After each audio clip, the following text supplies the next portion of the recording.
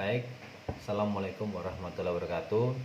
Jumpa lagi dengan saya Pak Hari Sugondo, atau kalian boleh sebut saya dengan Pak Su ya. Pada kesempatan kali ini saya akan coba membahas materi tentang proses industri kimia, yang mana eh, materinya yaitu tentang pengolahan limbah padat non B3. Nah, sebelum kita memulai pelajaran kali ini, marilah kita berdoa bersama terlebih dahulu, yaitu sesuai dengan agama dan kepercayaan masing-masing. Doa saya pimpin dengan Islam, yang non muslim tolong untuk bisa menyesuaikan. Baik, berdoa silahkan dimulai.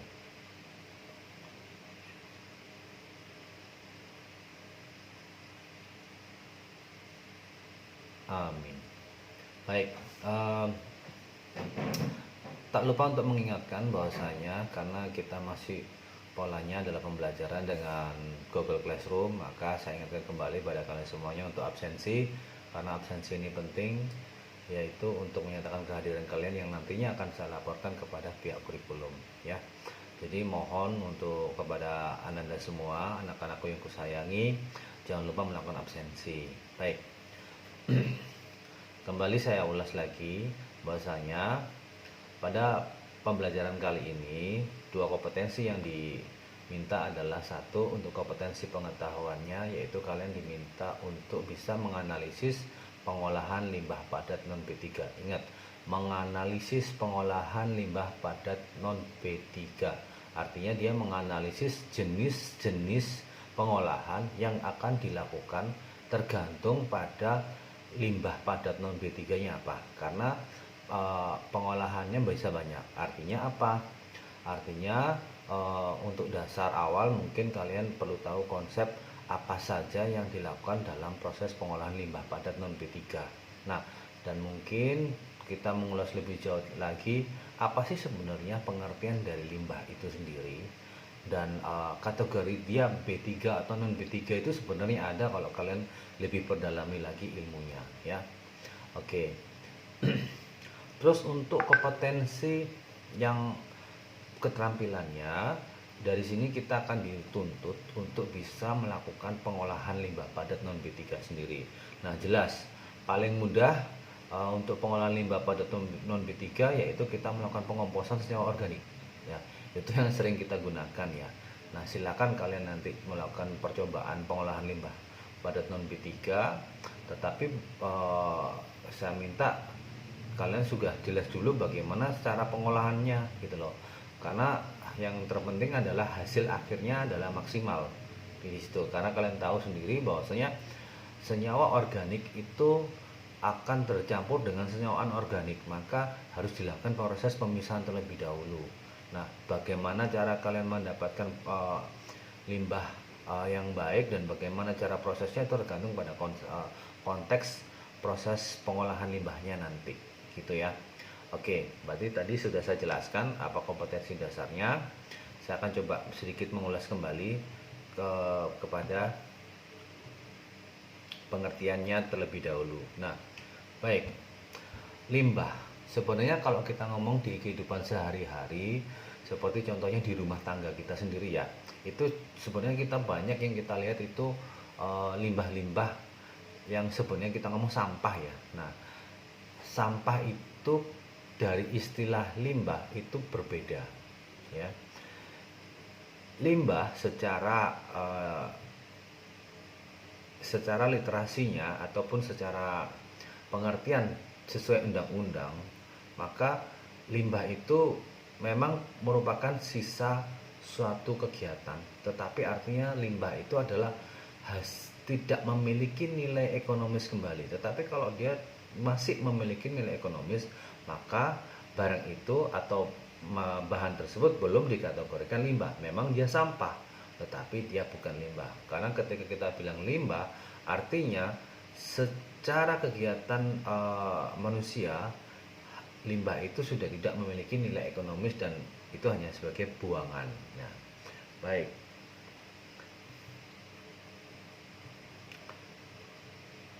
Ya. Nah, kategori limbah itu kembali mengulas ya, sebenarnya kategori atau pengelompokan limbah itu sendiri berdasarkan wujudnya itu bisa dibagi menjadi 3. Baik, kita nggak usah ngomong masalah limbah rumah tangga karena terlalu simpel dan kompleks ya. Karena yang kita omongkan, karena kita adalah industri kimia, yang kita ngomong adalah limbah industri ya. Baik, secara wujud kembali saya ulas bahwasanya limbah eh, itu dikategorikan menjadi 3, yaitu wujudnya bisa padat, cair, dan gas ya. Nah, bagaimana cara pengolahannya? Macam-macam. Gas berarti artinya pengolahan gas sebelum dikeluarkan menuju lingkungan, maka limbah itu harus dikurangi. Apalagi seandainya ada kandungan yang berbahaya yang bisa keluar kepada lingkungan. Nah, itu diupayakan bagaimana bisa terserap, dan atau kalau tidak bisa terserap, bagaimana caranya ketika dia masuk ke lingkungan, maka limbah itu bisa hilang. Nah, sebagai salah satu contohnya itu dibakar. Nah, itu ya kan. Kalau tidak bisa diserap oleh absorber, maka dibakar. Nah, kalau pengolahan limbah cair bagaimana? Pengolahan limbah cair banyak caranya. Seperti salah satu contohnya mereka diaerasi, ya kan? Karena limbah cair otomatis dia akan, ketika limbah itu sudah memenuhi kadar kadar baku mutu lingkungannya, maka limbah itu bisa dibuang ke lingkungan ya. Jadi kalau tidak, maka akan berakibat fatal kepada lingkungan. Nah, di situ efeknya banyak, keadaan sosial banyak sekali berita-berita yang kita lihat, kasus-kasus perusahaan yang pengolahan limbahnya tidak bagus, sehingga dia menyemari lingkungan. Efeknya seandainya dia membuang ke lingkungan, yaitu badan sungai, maka sungai itu akhirnya menjadi kotor, keruh, bau, dan mungkin ikan-ikan pada mati ya. Nah, di situ akan akhirnya merugikan masyarakat sekitarnya. Nah, baik. Nah, yang saat ini yang kita bahas adalah pengolahan limbah padat itu sendiri. Nah, pengolahan limbah padat jelas karena wujudnya dia padat, bagaimana cara mengolahnya itu yang kita perlu lakukan pengertian dahulu sebelum kita bisa menganalisis. Oke, karena nanti tugasnya itu adalah kalian bagaimana bisa mengelompokkan. Kalian ambil salah satu perusahaan yang atau salah satu usaha yang ada yang kalian tahu menurut survei kalian, kalian kelompokkan. Nah, yang kita ambil hanya klasifikasi limbah. Nah, limbah seandainya pada industri tahu, maka limbah padatnya apa? Bagaimana kita harus memprosesnya? Bagaimana kita harus melakukan pengolahannya? Ya, maka ini bisa kalian lakukan proses analisis ya bersama dalam bentuk kelompok gitu ya. Oke, baik. Oke, kalau sumber limbah bisa banyak ya, tetapi kalau saya ngomong dalam satu industri, maka sampling limbah itu bisa dilakukan beberapa titik. Nah, teknik sampling juga macam-macam gitu ya. Teknik sampling bisa macam-macam caranya. Jadi contohnya dari pengolahan limbah cair gitu ya. Ketika sumber ini dikeluarkan ke lingkungan, maka dia akan mengambil beberapa titik. Mungkin areanya yang lebih tepatnya mungkin dari teman-teman yang di Sukovindo lebih tahu ya bagaimana cara mensampling titiknya. Karena dia tidak hanya mengambil pada sumber, tetapi juga mungkin juga memprosesnya beberapa titik di sekitar situ juga. Nah, mereka yang lebih tahu. Oke, kalau berdasarkan secara umum sumber limbah bisa banyak ya, bisa dari rumah tangga kita, bisa dari industri, karena industri yang paling signifikan ya, paling ngeri ya terhadap pemberian limbah karena dia sifatnya kegiatannya massal. Maka semua kegiatan industri, maka mereka harus melakukan analisis dampak lingkungan dulu, kalau tidak izinnya tidak akan dikeluarkan. Nah, di situ bisa melalui limbah pertanian, peternakan, pertambangan, atau mungkin rumah sakit ya. Dan masih banyak lagi limbah yang bisa dihasilkan gitu loh. Jadi kalau berdasarkan sumber itu bisa banyak gitu loh, penghasil limbah. Oke.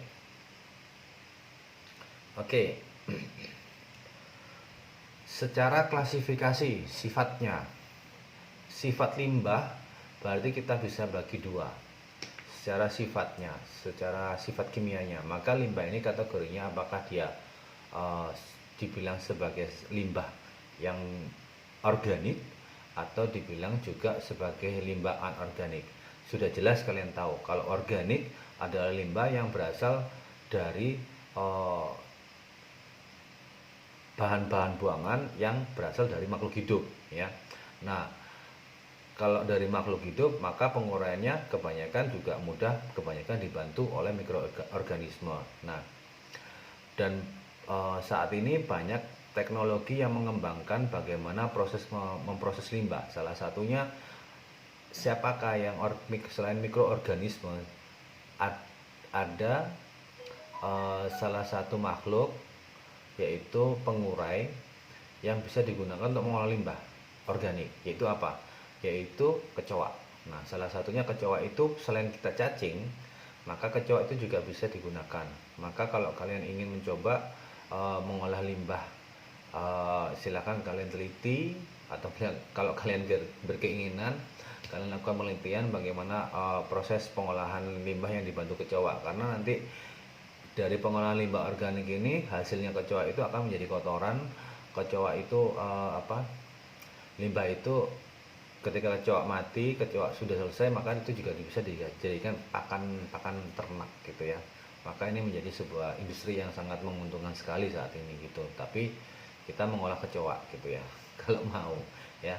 Terus yang kedua adalah mengolah limbah secara sifatnya. Limbah itu juga menjadi tadi organik, sekarang dibilang anorganik. Jelas kalau anorganik berarti sifatnya dari mineral ya. Kita bisa bilang limbah besi, unsur ferum, unsur aluminium ya, itu banyak. Berarti kandungan-kandungan mineral yang ada di dalam bumi. Karena secara keseluruhan materi kita itu ada yang bisa kita bilang organik, memang berasal dari makhluk hidup.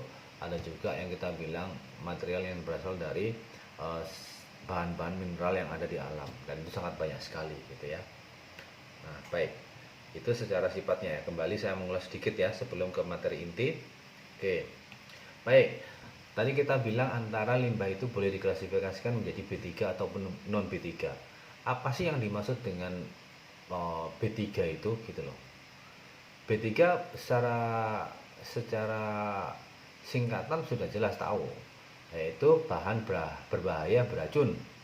Kalau ditanya kalian pasti jawab apakah B3 itu, pasti yang kalian jawab adalah bahan berbahaya beracun. Itu singkatan, cuma bagaimana sebenarnya pengertiannya ya. Bahan dibilang B3 sebenarnya klasifikasinya secara undang-undang juga sudah jelas kan. Kalian tinggal browsing, kalian tengok undang-undangnya, undang-undang lingkungan hidup, nanti akan di situ dibilang apakah yang dimaksud B3. Tetapi secara gampangannya adalah boleh dibilang kandungan yang boleh dibilang mengandung sedikit konsentrasi tetapi menjadi bahaya terhadap lingkungan. Karena sifatnya apa? Bisa beracun, atau sifatnya dia bisa mudah teroksidasi, menyebabkan kebakaran ya, atau menyebabkan infeksi penyakit, kanker ya, radioaktif. Maka dia golongan-golongan menjadi B3. Sebagai contoh yang kehidupan sehari-hari kita apa? Aki mobil, baterai yang kita punya, baterai ini ya, baterai isi ulang ataupun tidak yang kita beli itu, maka sebenarnya itu bahan-bahan yang sangat berbahaya bagi kehidupan sehari-hari. Maka sebenarnya itu juga harusnya diklasifikasikan menjadi bahan berbahaya, karena artinya apa? Lingkungan akan rusak gitu loh ya.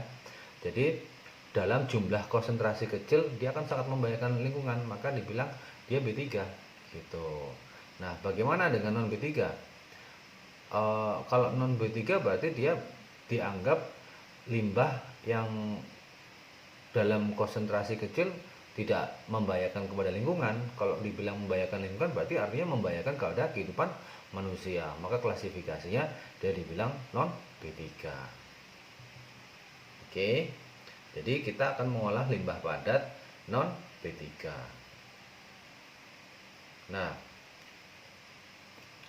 Sebelum kalian menganalisis pengolahan limbah padat non B3, yang kalian lakukan adalah langkah pertama adalah melakukan identifikasi. Nah, identifikasi dari jenisnya dulu. Jadi kalian kategorikan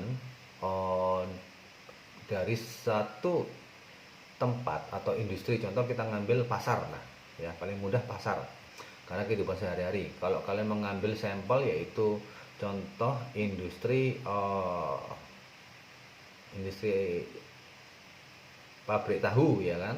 Nah, industri UMKM pabrik tahu. Maka kalian tentukan dulu samplingnya di mana, areanya, baru kalian identifikasi jenisnya dulu. Setelah kalian identifikasi, apakah kita ngomong kategorinya B3 aja, B3 padat ya, maka kategori padatnya apa saja menjadi limbah yang tidak digunakan lagi. Nah, sehingga setelah kalian klasifikasikan, baru kalian melakukan proses analisis, harusnya ini diolah seperti apa bagusnya, gitu ya. Oke, nah jadi setelah kalian bisa mengidentifikasi, proses analisisnya seperti itu. Jadi setelah kalian melakukan identifikasi, dari satu tempat kalian tentukan dulu, kalian identifikasi limbah padatnya apa saja. Nah, kalian akan habis itu limbah padat ini kategorinya berbahaya atau tidak berbahaya. Kalau dianya padat tidak berbahaya, nah kalau dia kategorinya padat atau berbahaya atau padat tidak berbahaya, kalian bagi dua gitu.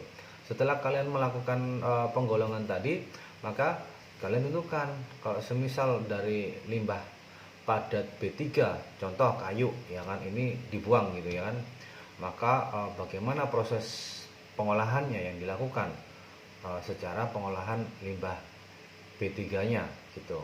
Kalau masih bisa diolah berarti belum kategori limbah kan, seperti yang saya bilang tadi. Tetapi kalau memang dia benar-benar limbah, maka kalian tentukan apakah dia dibakar ataukah dia dihancurkan ataukah dia dilakukan proses landfill ya, ataukah dibiarkan open dumping. Nah, itu banyak metodenya dan itu akan kita bahas sebentar lagi ya. Oke. Nah, setelah kalian bisa menganalisis dan menentukan prosesnya, maka analisisnya sudah selesai. Kalian tinggal melakukan proses pengolahan. Nah, mungkin ada baiknya juga kalian boleh menganalisis kategorinya dulu. Setelah dia non B3 apakah kategorinya dia itu termasuk limbahnya organik ataukah limbahnya anorganik. Kalau limbahnya anorganik, maka prosesnya harus seperti apa? Kalau dia limbahnya organik, prosesnya harus seperti apa? Maka prosesnya akan berbeda-beda analisisnya, begitu ya. Untuk penjelasan materinya tadi. Oke. Kita ngomong dalam kehidupan sehari-hari ya, limbah yang kita dapat, sampah dari pasar jelas bisa diolah. Nah, oke, saya akan lanjutkan dulu.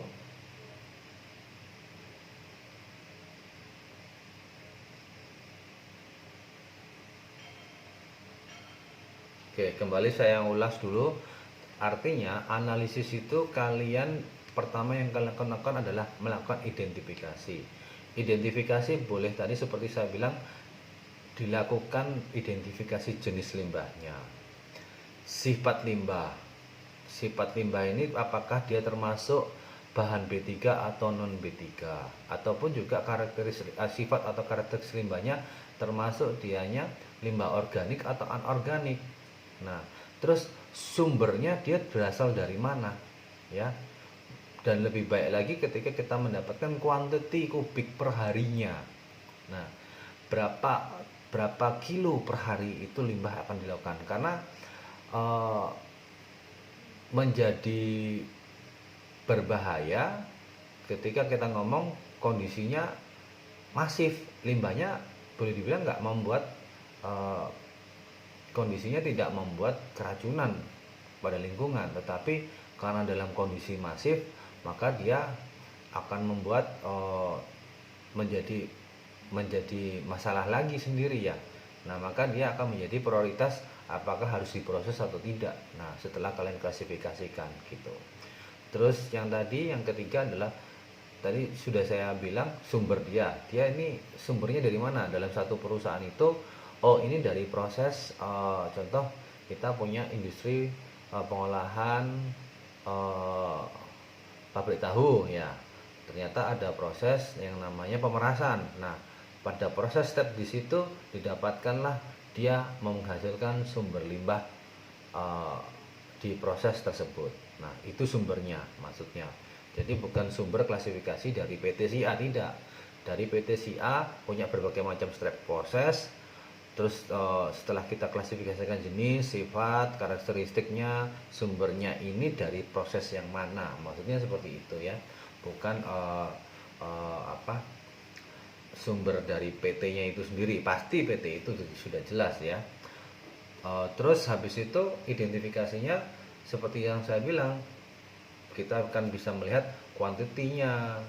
Terus kita juga melihat apakah dianya itu sifatnya ketika kuantitinya sedikit dari kondisi, kalau kita ngomong berbahaya jelas ya, kalau berbahaya menjadi prioritas utama maka dia harus kita olah.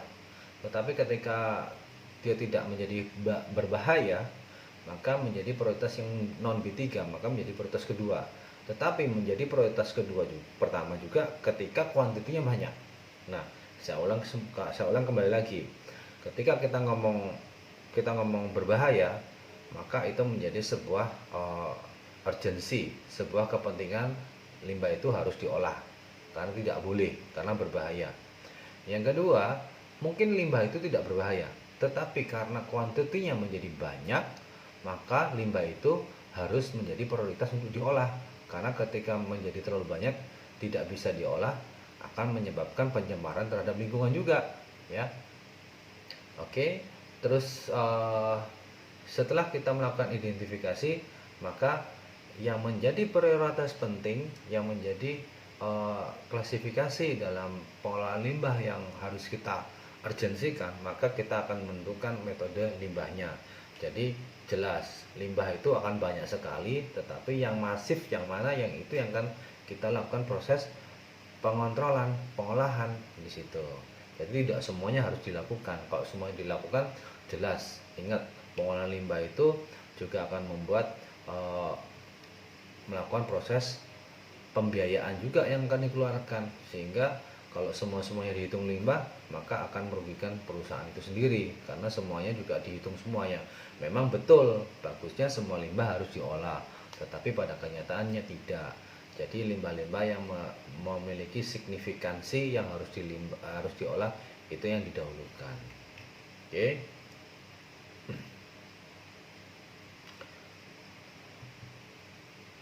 Selanjutnya, oke.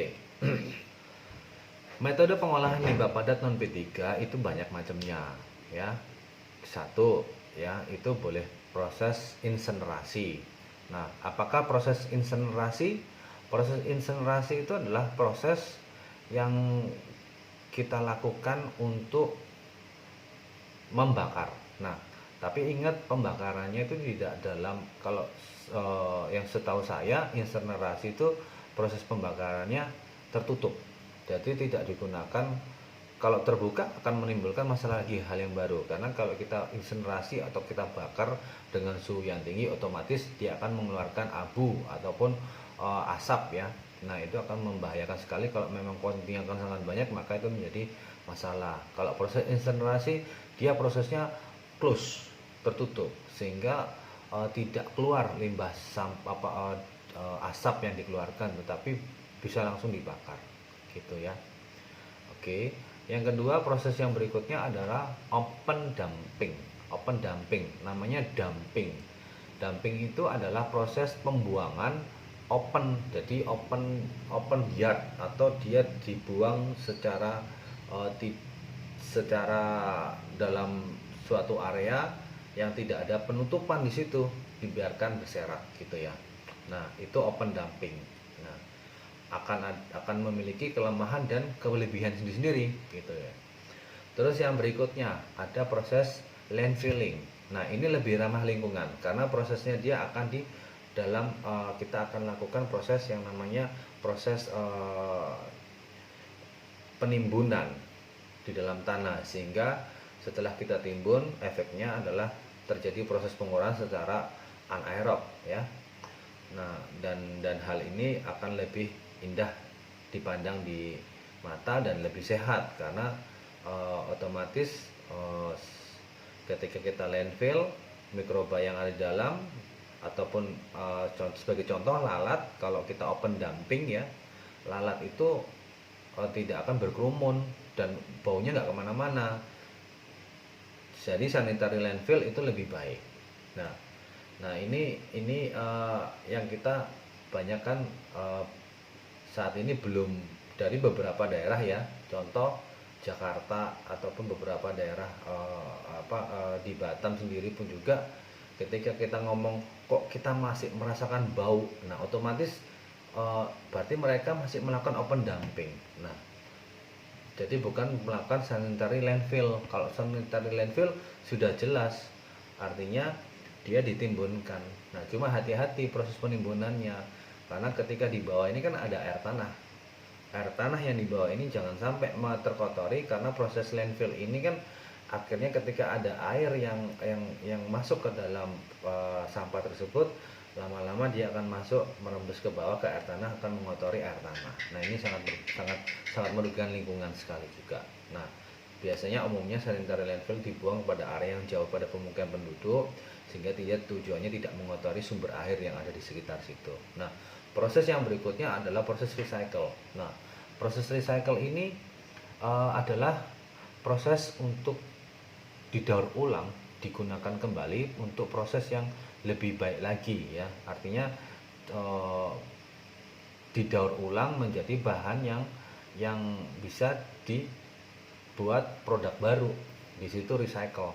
Nah, ya, itu tidak semuanya, karena kapasitas recycle ini masih belum terpenuhi dalam proses pengolahan limbah padat itu, sehingga kebanyakan masih open dumping atau melakukan insinerasi itu ya. Proses teknologi yang ada itu masih pada 2 tahap ini saja.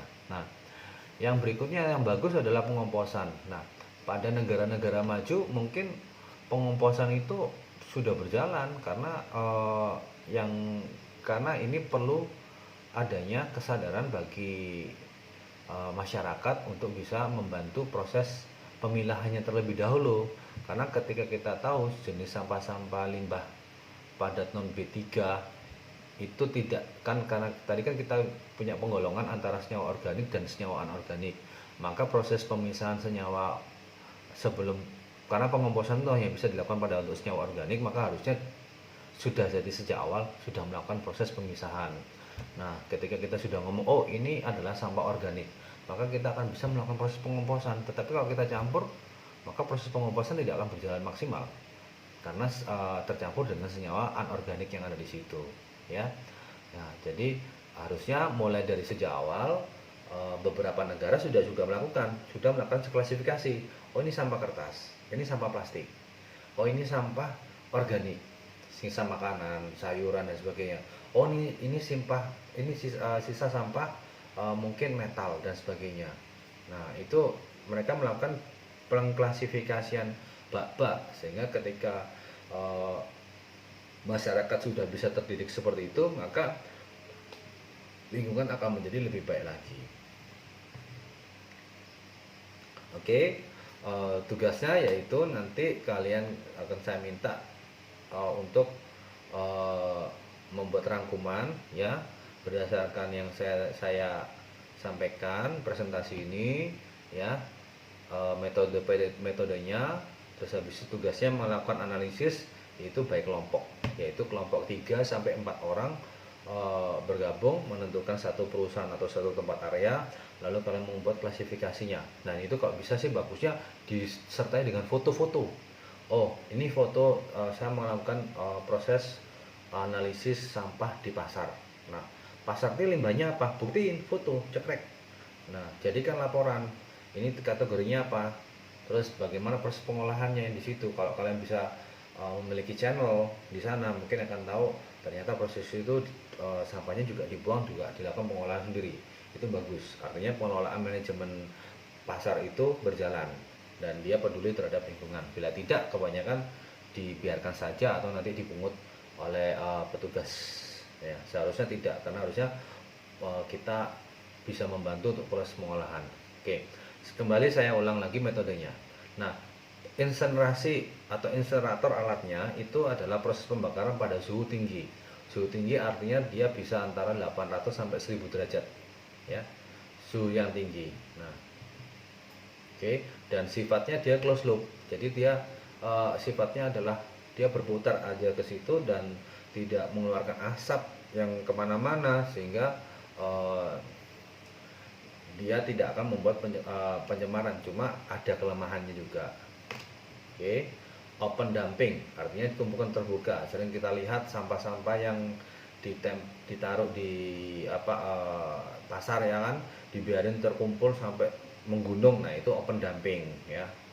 Sanitary landfill, nah itu kemungkinan areanya itu supaya dia tidak masuk ke dalam area lingkungan. Kebanyakan kalau memang dia mau membuat sanitary landfill, maka sampingan area itu boleh jadi didesain supaya di proses seminisasi, terus habis itu ditumpukin gitu, sehingga dia akan mendapatkan istilahnya jangan sampai mencemari lingkungan. Meskipun kita sanitary landfill, tapi kita ada metodenya, ada caranya untuk kita bisa lakukan, ya. Oke, yang saya mau bahas sekarang adalah metodenya. Saya ulas lagi. Apakah insenerasi yang tadi, ya, yaitu pembakaran secara tertutup di dalam sebuah alat yang namanya insenerator yang dibakar pada suhu 800 sampai 1000 derajat Celcius. Otomatis pembakarannya adalah pembakaran sempurna. Bagaimana cara mendapatkan sempurna? Maka akan ada perlakuan diberikan udara, disemprotkan udara atau melalui blower dengan yang dibilang berlebih. Nah, ingat kembali, ada pembakaran sempurna dan tak sempurna. Kalau kita bilang pembakaran sempurna, maka dia menggunakan oksigen berlebih. Otomatis kalau oksigennya berlebih, maka bahan baku yang digunakan untuk membakar, maka dia akan lebih habis. Karena apa? Media oksigennya itu berlebih, gitu ya. Nah, akan menghasilkan CO2 ditambah H2O. Tapi kalau pembakaran tidak sempurna, maka kondisi oksigennya terbatas. Hasilnya apa? Dia akan menghasilkan produk yaitu karbon monoksida dan H2O. Nah, selain itu pasti akan menghasilkan abu dan senyawa-senyawa yang lainnya. Oke, kelemahannya apa? Kelemahan pada metode insenerasi ini biaya mahal, dan dia juga membutuhkan operator yang berpengalaman. Nah, energinya dibutuhin untuk membakar apa? Minyak solar, gitu ya. Maka dia butuh minyak solar yang suhunya tinggi, ya. Maka itu membutuhkan costing yang lebih tinggi lagi. Kelebihannya, maka dia bisa bakar dalam jumlah banyak karena alatnya besar, bisa dalam bentuk gede, ya. Terus habis itu dia bisa bakar semuanya, senyawa organik, anorganik. Kalau di luar suhu 1000 derajat pasti hilang, gitu ya, pasti hangus, meleleh dan sebagainya. Jadi menyatu jadi satu, ya. Tinggalnya abu, ya. Abunya nanti boleh kebanyakan bisa juga dibeli sama perusahaan semen, digunakan sebagai bahan baku semen. Nah, abunya itu cuma abu atau abu ya, atau yang ada di situ harus memiliki karakteristik juga. Jadi bahan baku untuk semen nggak sembarangan langsung habis dari situ dipakai, tidak, ya. Karena dia, kalau industri semen, dia memiliki klasifikasi juga untuk bahan baku materialnya. Oke, prosesnya cepat, tidak mencemari udara karena pembakaran tertutup. Terus masih memiliki nilai ekonomis karena abu tadi, ya, digunakan untuk sebagai material lain-lain, contoh material batu bata, ya. Kalau industri semen kayaknya enggak, mohon maaf. Kalau fly ash beda. Kalau fly ash itu adalah debu-debu yang berterbangan, yang kalau di dalam proses pembakaran itu selain ada hasil pembakaran yang jatuh yang mengendap ke bawah, dia akan ada debu. Nah, debu ini nanti dihisap oleh absorber. Nah, absorber ini karena kapasitasnya banyak, maka dia bisa dikumpulin jadi satu fly ash-nya. Cuma fly ash-nya harus fly ash, jadi debu yang mudah berterbangan. Itu sangat halus sekali, biasanya digunakan memang untuk campuran bahan baku semen. Cuma itu ada klasifikasinya ya. Terus kelebihannya juga enggak, untuk insinerasi tidak memerlukan lahan luas, jadi areanya tertentu aja sudah cukup gitu. Yang keduanya adalah open dumping. Nah, open dumping seperti tadi, prinsip kerjanya adalah proses penumpukan sampah terbuka. Tujuannya adalah supaya terjadi penguraian organik secara aerob dengan bantuan udara, karena kita tahu mikroorganisme membutuhkan oksigen. Untuk ada klasifikasi mikroorganisme bisa menjadi dua, yang mikroorganisme anaerob ataupun aerob. Kalau aerob berarti dia butuh oksigen, maka proses open dumping ini diharapkan adalah terjadi penguraian organik secara aerob ya di situ. Cuma ada kelemahannya. Kelemahannya menimbulkan polusi udara, bau ya. Yang berikutnya adalah karena dia menimbulkan bau dan itu akan mendatangkan berbagai macam contohnya hewan-hewan seperti lalat, maka lalat akan hingga pada makanan, dia akan kebanyakan bisa menimbulkan penularan penyakit. Nah, terus secara pandangan juga tidak bagus, jelek, jijik, kumuh dan sebagainya ya. Terus proses penghancurannya lama karena bakteri ini dibiarkan terurai dengan sendirinya, maka proses penghancurannya tidak akan cepat. Nah, yang berikutnya adalah lahan tempat pengolahannya itu membutuhkan area yang sangat besar gitu. Nah, kelebihannya adalah metode yang dilakukan kebanyakan ya cuma tinggal di open dumping ya, jadi cuma butuh mesin pengeruk ya, ataupun mesin ini ya, beko ya, untuk mengambil material tadi. Biayanya lebih murah jelas. Terus tenaga kerja yang untuk operator hanya operator yang digunakan untuk melakukan proses pergeseran material-material yang ada, sampah-sampah yang datang. Nah, di situ.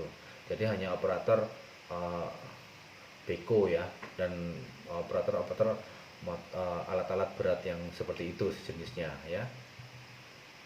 Oke, sanitary landfill. Nah, kalau kita bilang sanitary kan landfill itu lebih boleh dibilang lebih ramah lingkungan ya, karena dia melakukan proses penggalian tanah, habis itu ditimbun tanah, sehingga senyawa organik akan terurai oleh mikroorganisme secara anaerob. Jadi dengan kondisi, nah ini yang saya perlu bilang adalah kondisi anaerob itu bukan berarti bakteri nggak butuh oksigen, butuh, tetapi oksigennya adalah sangat sedikit sekali. Nah, jadi ada bakteri yang bisa menguraikan ya. Oke, kelemahannya apa? Ketika kita timbun, efeknya apa? Maka akan ada air hasil penguraian senyawa organik yang turun ya. Yang efeknya adalah, yang dikhawatirkan adalah aliran air tanah itu bisa tercemari. Nah, sama seperti landfill atau sama seperti open dumping juga, lahannya luas, terus karena dia harus mengeruk tanah maka membutuhkan biaya yang lumayan besar juga. Terus tenaga untuk pengerukan itu juga membutuhkan dana lagi, karena dia harus mengambil pengerukan. Kalau open dumping kan hanya ditaruh aja ya. Kalau ini dia butuh tenaga untuk ngambil tanah, habis itu masuk harus nimbun lagi, jadi biayanya nambah lagi gitu ya. Oke, biasanya tempat pembuangan akhir di sini dilakukan seperti itu untuk TPA. Kalau yang tadi TPS hanya di open dumping. Nah, nanti setelah sudah tidak ada lagi bahan-bahannya, mungkin dibiarkan sampai kandungan airnya hilang, menguap, baru dia di landfill. Tujuannya juga sama. Tujuan landfill ini tujuannya ya karena sudah hilang kandungan airnya, dia ditimbunkan. Kalau masih ada kandungan air langsung ditimbunkan, efeknya apa? Efeknya air akan masuk ke dalam air tanah dan itu akan mencemari kondisi air tanah di bawah sumber tanah kita, air tanah kita. Nah, kelebihannya maka sanitary landfill ini satu, karena dia ditumpuk sehingga jadi padat dan vakum, artinya tidak ada kontak udara luar, maka polusi udara bisa berkurang ya. Terus habis itu kemungkinan akan menghasilkan material-material tanah yang sudah di landfill, kalau memang secara organiknya banyak, maka akan menghasilkan pupuk atau humus ya, yang pada akhirnya tanah di situ boleh jadi kalau memang dia organik yang terpisahkan maka menjadi tanahnya menjadi subur. Cuma kalau di situ senyawanya anorganik banyak, contohnya plastik, wah ini jadi masalah lagi ya di situ. Nah, terus yang berikutnya juga pengolahan limbah ini bisa dilakukan untuk pengolahan limbah dalam skala yang besar sekali. Nah, kalau kita ngomong untuk limbah yang kita incinerasi itu juga nggak terlalu besar, cuma dia cepat, efisien ya gitu. Cuma pengolahan harganya mahal karena dia prosesnya butuh untuk operator khusus, terus habis itu juga butuh bahan bakar minyak ya. Nah di situ ya, tidak semuanya dilakukan proses insinerasi gitu ya. Oke, terus next. Oke, nah proses daur ulang, nah itu menjadi 3 R yang kita ngomong: reduce, reuse, recycle. Maka ini yang digalakkan kepada golongan rumah tangga ya, tujuannya yaitu untuk kita merecycle atau menggunakan ulang atau mengurangi bahan-bahan bahan-bahan yang bisa mengandung sampah atau limbah itu, sehingga kalau dari kitanya sudah bisa terkurangi, maka secara umum maka limbah itu akan bisa sangat terkurangi semuanya. Cuma kembali kepada kita lagi adalah ini adalah kerja bersama, tidak mudah gitu loh melakukan 3R di sini. Kalau satu perusahaan saja tidak akan mudah, sulit gitu. Tetapi kalau semua masyarakat sadar melakukan proses hal tersebut, maka proses daur ulang ini akan berjalan dengan bagus gitu ya. Oke. Nah, selanjutnya intinya proses daur ulang itu ya, untuk ini kalau kita ngomong daur ulang recycle, maka recycle itu digunakan untuk menghasilkan produk lain yang memiliki nilai ekonomis. Jadi ingat, kalau kita reuse, maka contohnya seperti ini ya, kita menggunakan plastik kantong tapi kita gunakan pada wadah plastik lagi, maka itu belum dibilang recycle. Ketika kita ngomong recycle, berarti sampah tersebut didaur ulang untuk menjadi produk yang lain. Contoh kita ngomong plastik minyak goreng. Nah, plastik minyak goreng kita potong-potong, kita jadikan produk tas. Nah, itu menjadi produk recycle. Terus lumpur yang hasil limbah ya, kita jadikan sebagai bahan baku batako.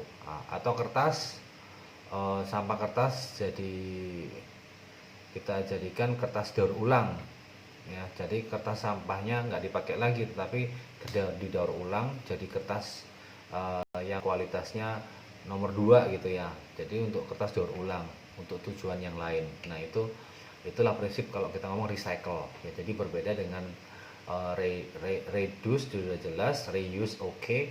Recycle ini, daur ulang ini adalah menciptakan produk baru yang masih memiliki ekonomis dari limbah. Nah itu. Oke, kelemahan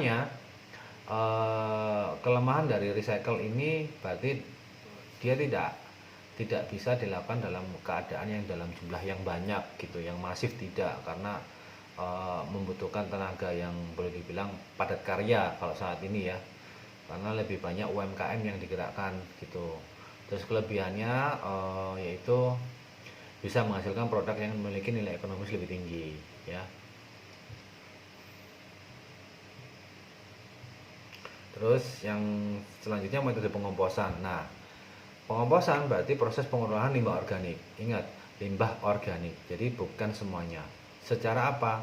Secara proses pengolahannya adalah secara eh, boleh anaerob ataupun aerob, tergantung, tapi kebanyakan prosesnya anaerob ya, prosesnya dia lebih banyak anaerob gitu.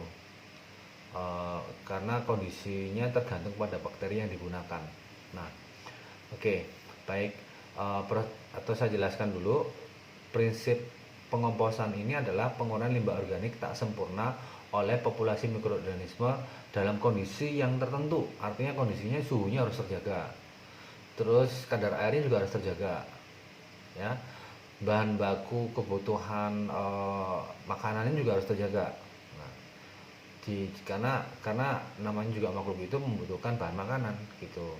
Dia perlu bisa kerja, tetapi dia mau untuk maksimal kerja dia butuh untuk asupan gizi dia. Nah, jadi perlu terjaga kondisi pH. Nah, itu juga akan diperlukan juga ya. Nah, oke. Jadi di sini pada metode pengomposan ini akan dibutuhkan sebuah mikroorganisme yang kita bilang aktivator. Nah, aktivator yaitu adalah mikroorganisme yang digunakan untuk proses mempercepat proses pengomposan. Apakah kita bisa melakukan proses pengomposan tanpa aktivator? Bisa, tapi lama ya. Tapi dengan bantuan proses aktivator, dengan bantuan bakteri, maka yang diharapkan kalau harusnya melakukan pengomposan selama 1 bulan atau 2 bulan atau lebih, maka dengan proses 2 minggu dengan aktivator akan menjadi lebih cepat. Itu maksudnya. Kelemahannya apa? Kalau di sini metode pengomposan masih dibilang kalau 2 minggu masih lama ya, gitu, karena prosesnya masih berminggu-minggu, sedangkan sampah banyak datang gitu ya. Maka dibilang kelemahannya waktunya lama. Yang kedua, dia membutuhkan aktivator. Artinya kalau aktivator membutuhkan biaya gitu ya. Yang ketiga adalah hanya dikhusus untuk limbah organik. Limbah anorganik tidak bisa diolah secara pengomposan. Nah, kelebihannya bagaimana? Kelebihannya dia sederhana, ya. Terus juga bisa tidak menghasilkan area yang luas karena cukup untuk kebutuhan orang per orang atau tidak banyak. Yang ketiga adalah menghasilkan produk yaitu kompos, ya, karena kompos masih memiliki nilai yaitu bisa dijual. Nah, oke, berikut materi yang sudah disampaikan. Bentar saya lihat dulu ya. Jadi dari penjelasan tadi, maka artinya proses pengetahuan daripada pengolahan limbah padat non B3 insya Allah sudah selesai. Nah, jadi saya mohon tugasnya pertama adalah kalian membuat rangkuman terkhususnya untuk proses pengolahan limbah padat. Yang tadi saya uraikan di situ, silakan kalian tambahkan materinya, kalian literasi lagi di internet, kalian rangkum. Nah, terus tugas yang kedua yaitu karena untuk pengetahuannya melakukan analisis seperti yang saya tadi bilang, lakukanlah analisis, tentukan satu area atau satu tempat sebagai bahan sampling kalian, survei kalian, lakukan analisis seperti yang saya tadi sampaikan, mulai dari identifikasi. Setelah identifikasi didapat semuanya, tentukan bagaimana metodenya, pengolahannya, gitu. Nah, itu proses analisisnya sudah selesai. Oke. Untuk yang keterampilannya adalah melakukan proses pengolahan limbah padat non B3. Oke.